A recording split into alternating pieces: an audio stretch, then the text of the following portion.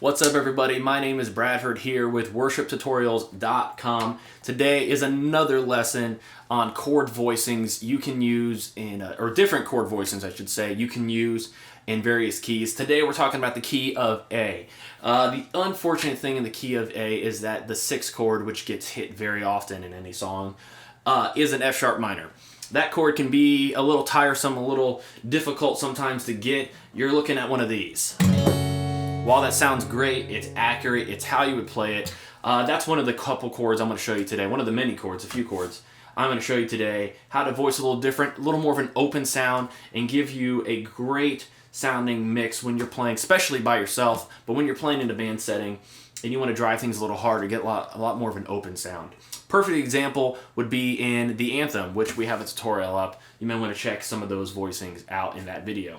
But today, starting out, we all know there's an A. That's how we typically play it. There's the B minor, which we tend to play. The C sharp minor, every once in a while happen. That's your 3rd. Then here's your D, and then your E, and as I mentioned, our 6th, the F sharp minor, right there. Occasionally we'll hop around to a G sharp, depending on where we're at. That's very rare. But today I'm going to hone in on the first 6 chords or so, and actually not even that many. Your A major chord, some people stack it with 3 fingers.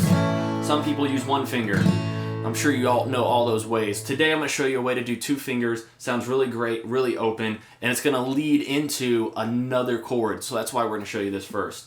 Obviously we want that A note. Leave it open. On the D string we want to fret the 2nd fret. On the G string we want to fret the 2nd fret. And that's all we're doing, 2 fingers. Obviously make sure this E note is a little bit muted. I just, for comfort, like to use my thumb to mute it just to make sure, but I've gotten pretty used to not hitting that low E string anyways. Everything else that you want to hit. Perfect. Now here is the next thing we want to add. In order to get to an F sharp minor, I know we're going a little bit out of order, but this is going to be really easy to show you how to get to this chord. We're going to take our thumb, we're going to wrap it around the low E string, and we're going to hit that F sharp on the 2nd fret. That is an F sharp minor. Sounds really good. I use it all the time, especially in Our God. Then if you take the same shape, keep it just like it is, we're going to slide it up to the 4th fret. That is now your G sharp minor chord. Doesn't get used too often. We don't see that all the time. That's there if you need it. But anyways, we're back to the A. We have the F sharp minor. The D chord, that's really simple. We know that. That happens all the time because that's the 4 chord. The E is also easy because that's our 5 chord.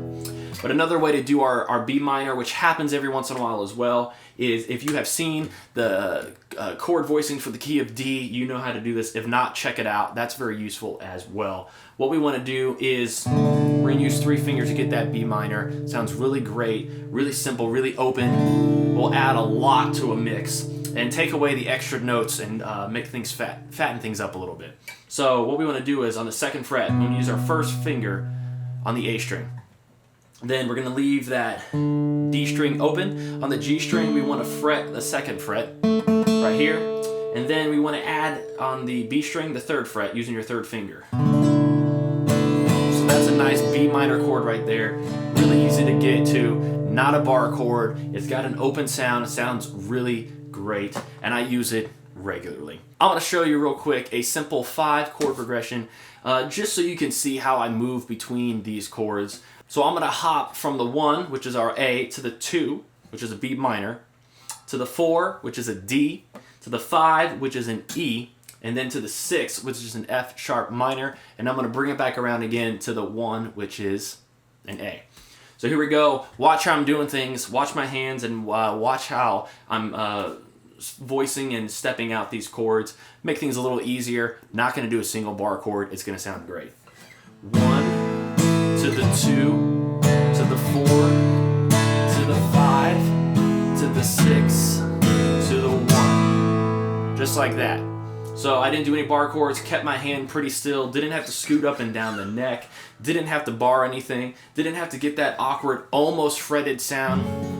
You know, got it really ringing clear and true to how the chord's supposed to be.